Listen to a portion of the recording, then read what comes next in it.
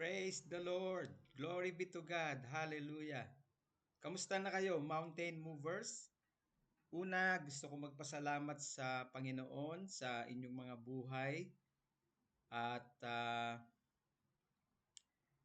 nakapaglingkod sa inyo ang aking mag-ina, si Pastora Mean at si Grace. Salamat sapagkat naging bahagi siya ng inyong buhay at kayo ay nakapagtipon sa pananalangin sa ating Panginoon at nakapag-aral ng kanyang salita. Nais kong pasalamatan una ang Diyos sa kalakasang ipinagkakalob niya sa bawat isa sa atin araw-araw, mga pagpapala, ang kanyang biyaya ay laging nakalaan sa atin, ang kanyang habag, ang kanyang pag-ibig na hindi nagmamaliw. Imagine ninyo sa dinami-dami ng dumaang bagyo diyan sa ating bayan, sa ating minamahal na bansa, ang lahat ay iningatan ng Panginoon. Hindi natin gusto na mapahamak o masira ang kabuhayan ng ating mga kababayan, ngunit ipinagpapasalamat natin sa Diyos sapagkat tayong lahat ay ligtas diyan sa mountain movers.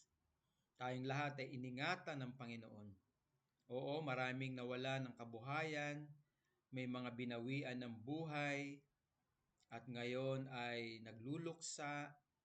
Yung iba naman ay hirap na hirap sa buhay sapagkat ang kanilang kabuhayan ay nawasak, nasira. Ipanalangin natin sila sa Panginoon na maka-recover sila agad-agad at makilala nila sa kanilang buhay ang ating Panginoong Jesucristo. Tanggapin nila sila o siya bilang Panginoon, Hari at tagapagligtas ng kanilang mga buhay. Upang sa ganon ay ang pagpapala ng Diyos ay dumaloy sa bawat isa sa kanila at mapagpala ang ating minamahal na bansa mula sa Luzon, Visayas at Mindanao. Kaya nga napakahalaga na tayo ay nagkakaisa, nagtitipon-tipon every Wednesday upang itaas natin ang ating minamahal na bansa at ang ating lalawigan sa pangunguna ng ating napakabait, napaka-responsable at matulungin na punong bayan na walang iba kung hindi si Vic Soto. Salamat sa buhay niya, salamat sa buhay ng bawat isa, at maging sa ating mga personal na pananalangin ay itaas natin ang ating minamahal na bayan. Itaas natin ang ating sarili, ang ating pamilya, at punuin natin ang pagpapasalamat ang ating paglapit sa Diyos sapagkat kahit kailan ay hindi siya tumitigil ng paggawa ng mabuti. Hindi lamang sa bawat isa sa atin kung hindi sa lahat ng tao. Ang sabi nga sa kanyang salita, pinauulan niya at pinasisikat niya ang araw sa mga matutuwid at sa mga hindi matutuwid. Ibig sabihin, ang Diyos ay makatuwiran at ang kanyang kahabagan ay namamalas ng lahat ng tao. Kung kaya't kailangan nilang makarinig ng salita ng Diyos upang sila ay makapanumbalik sa yakap ng ating Diyos na buhay na may-ari ng langit at lupa at maunawaan nila ang sakripisyong inialay na buhay ng ating Panginoong Yesus sa krus ng Kalbaryo sa kapatawaran ng lahat ng kanilang kasalanan at kaligtasan ng kanilang mga espiritu at kaluluwa. Samantalang hindi lamang tayo mabubuhay sa mundong ito, kung hindi meron tayong buhay na walang hanggan sa kabila ng buhay na ito na ating kinalalagyan sa kasalukuyan, na kung saan ay wala ng pagdurusa, wala ng paghihirap, wala ng sakit at karamdaman, punong-puno ng kagalakan at pagtanggap ng mga gantimpala ayon sa mga ginawa natin at sinabi natin na nakapagbigay ng karangalan sa kanyang dakila at makapangyarihang pangalan. May buhay sa kabilang buhay. At ang buhay sa kabilang buhay ay walang hanggan. Kaya magkaroon tayo ng katiyakan na tayo ay nasa piling ng Diyos at tayo ay mabubuhay sa kanyang kaharian magpakailanman. Nagpapasalamat ako sa Diyos sa inyong mga buhay. Nagpapasalamat ako sa inyo sapagkat nagpapatuloy kayo sa salita ng Diyos, sa pagtitipon, sa pananalangin, pagpapasalamat sa Diyos, sa kanyang pag-iingat sa atin araw-araw, ang kanyang gabay, ang kanyang tulong, ang kanyang pangangalaga, ang kanyang paglingap, hindi lamang sa ating buhay, kundi maging sa ating mga mahal sa buhay. Iningatan niya tayo, pinatnubayan niya tayo, kung kaya't kung may darating man na mga unos na ibinabalita ng weather forecast, huwag tayong matatakot. Sa halip tayo ay magtiwala sa Diyos, sumunod tayo sa Kanya upang ang takot ay mawala sa ating puso at magkaroon tayo ng seguridad na ang Diyos ang siyang mag-iingat sa atin, Diyos na may kapangyarihan, higit sa lahat, na may gawa ng langit at lupa na may bigay ng buhay ng bawat isa sa atin. Salamat Mountain Movers, kahit na wala ang aking mag-ina diyan, magpatuloy kayo sa pananalangin every Wednesday, paglingkuran ninyo ang Diyos sa inyong pag-aaral, sa inyong trabaho, sa inyong pagsunod sa inyong mga magulang, kayo ng mga anak, kayo ng mga asawang lalaki na maging tapat kayo sa inyong mga asawang babae. Ganon din naman ang asawang babae sa kanyang asawang lalaki. Bilang mga magulang ay maging tunay na halimbawa sa mga anak. Bigyan natin ng panahon ang Diyos sapagkat hindi natin alam kung ano ang mangyayari sa atin sa kinabukasan.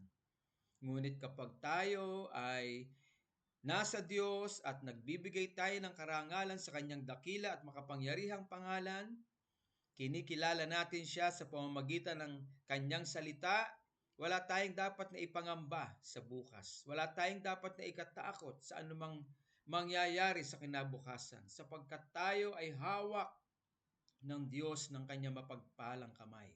Hawak tayo ng ating Panginoong Hesukristo. Hawak tayo ng ating Amang sumasalangit na may gawa ng langit at lupa. Ang sabi sa John chapter 10, verse 30 hanggang 31. Kaya salamat sa Diyos sapagkat iningatan niya tayong lahat at nagpapatuloy. Siya nagbibigay sa atin ng pag-iingat araw-araw. At ngayon ay pabalik na ang aking mag-ina dito sa Thailand.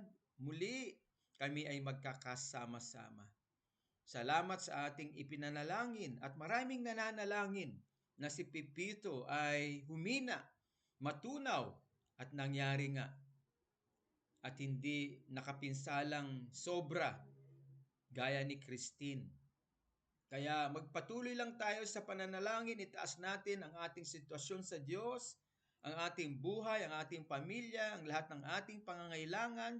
May pangako ang Diyos. Ang sabi niya, ang humihingi ay binibigyan, ang humahanap ay nakasusumpong, ang kumakatok sa pinto ay kanyang pinagbubuksan. Kaya salamat, Mountain Movers. Shout out sa inyo, sa buhay ni Jaja, sa buhay ni JV, sa buhay ni Darlene, sa buhay ni Jeric, na mga kasama nyo dyan, na umaten ng Bible study, nakiisa sa pananalangin, si Janela, si Ate Nining, si Judel, si Jeric, si Jomark, lahat kayo dyan, maraming salamat sa inyo. Ipagpatuloy ninyo ang sinimulan ng Diyos na mabuting gawain dyan sa ating bahay, dyan sa 644 MLQ Extension, at ang Diyos ay patuloy na magpapala. Maging kay Edward, kay Edith, kay Sol, salamat sa inyong lahat. Kay Tito Amel, kay Tita Nining, maraming salamat sa inyong lahat. Pagpalain tayo ng ating Panginoon at magkita-kita tayo next year diyan kung loloobin ng Panginoon sa aking pag-uwi. O di kaya ay sa pagpunta nyo rito sa Thailand. Maraming salamat sa Diyos at maraming salamat sa bawat isa sa ating lahat. Tayo ay manalangin. Amang Diyos na makapangyarihan sa lahat, nagpapasalamat po kami sapagkat patuloy ang iyong pag-iingat. Patuloy ang iyong pagsusupply ng lahat ng tugon sa aming mga pangangailangan. Salamat po, O Diyos, sapagkat kaming lahat ay pinagbubuklod po ninyo upang mapakinggan ang iyong makapangyarihang salita at makapanalangin. Itaas sa iyo ang aming buhay, ang aming mga mahal sa buhay, ang aming bayan. Salamat sa iyong pagtugon sa amin. Salamat sa pagkilos mo sa aming po mga buhay. Salamat sa pang-araw-araw na kami ay iniingatan ninyo at pinapatnubayan. Patuloy po ninyong pagpalain ang aking mga kapatid, ang pamilya po ni Sister Joby, ang pamilya po ni Sister Sol, pamilya ni Cheryl, pamilya ni Marjorie, pamilya ni Nanay Irma, ni Jerry, ni Lisa, ang pamilya ni Edith, ang pamilya po ni Lucy, ang pamilya ni Desbert, ang pamilya ko, ang pamilya ah, ni Sweetie, ang pamilya ni Sophia, lahat po sila diyan ay lubos po ninyong pagpalain at ingatan. Hayaan mong maranasan nila ang yakap ng iyong pagmamahal. Salamat po, O Diyos, especially sa pamilya ko po, sa Angati family, kay Emel, kay Nining, kay Nunoy, kay Fidel, kay Weng, ang pamilya ni Weng, ang pamilya ni Nunoy, ni Fidel, ang kalusugan ni Amel at ang buhay at trabaho ni Nining, O Diyos, maging sa aking mga pamangkin. Purihin ka, O Diyos, at makakarating na ligtas at payapa ang aking mag-ina ngayong gabi sa lugar na ito ng Thailand at muli ko po silang makakasama sa iyong gawain na naglilingkod. Sa pangalan ng Ama, ng Anak at ng Banal na Espiritu Santo. Patuloy niyo pong idantayan niyo mapagpalang kamay sa bawat isa sa amin. Ito po ang aming dalangin na may pagpapasalamat at katagumpayan sa makapangyarihang pangalan ni Jesus. Ang lahat ay magsabi ng Amen! Amen and Amen! God bless you, mountain movers! See you soon! Bye-bye!